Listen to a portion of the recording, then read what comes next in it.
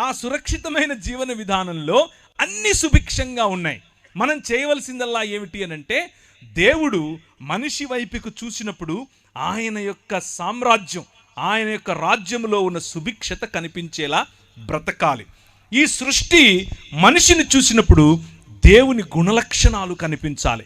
ఇది మనిషికి ఇచ్చినటువంటి పని. అందుకనే మనలను అనగా మనుష్యులను రాజులైన యాజకులు అని పిలిచాడు.